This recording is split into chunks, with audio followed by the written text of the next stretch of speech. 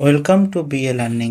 এই মুহূর্তের সব থেকে খবর বাতিল হয়ে গেল 2016 সালের এসএসসির 26,000 চাকরি প্রার্থীদের পুরো প্যানেল, অর্থাৎ সম্পূর্ণ প্যানেলটি সুপ্রিম কোর্ট থেকে বাতিল করে দেওয়া হলো। হাইকোর্টের রায়টি বহাল থাকলো। সুপ্রিম কোর্ট সম্পূর্ণ জানিয়ে দিয়েছেন যে হাইকোর্টের রায়কে পরিবর্তন করার কোনো পয়েন্ট তারা দেখতে পাচ্ছেন না, তাই এই হাইকোর্টের রায়টি বহাল থাকলো। পুরো বাতিল হয়ে গেল 26,000 প্রার্থীর প্যানেল।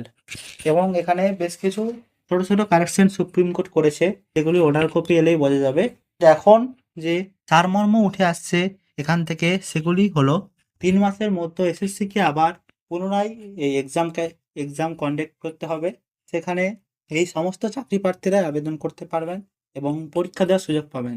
যাদের বয়স পেরিয়ে গেছে তারাও সুযোগ পাবেন, এবং যে সমস্ত চাকরি প্রার্থীরা অন্য কোনো চাকরিতে যুক্ত ছিলেন, পরে এসএসসিতে যোগ করেছেন, তাদেরকে আবার 3 মাসের মধ্যে পুনরায় সে আগের চাকরিতে ফেরত যাওয়ার একটা সুযোগ দেওয়া হবে। এক্ষেত্রে এরকম ক্যান্ডিডেটের সংখ্যা 400 কিছু জন রয়েছে, তাদের জন্য একটা আশার আলো রয়েছে। এছাড়াও বেশ কিছু ক্ষেত্রে ছাড় দেওয়া হয়েছে, সেগুলি অর্ডার কপি এলে বোঝা যাবে।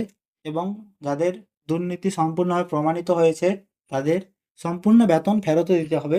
এটাও যে আগের রায় ছিল সে মতো বহাল থাকলো। তো এই বিষয়ে আরও বিস্তারিত অর্ডার কপি এলেই বোঝা যাবে, কিন্তু এখন দেখার বিষয় রাজ্য সরকার এর প্রত্যুত্তরে কি জবাব দেয়।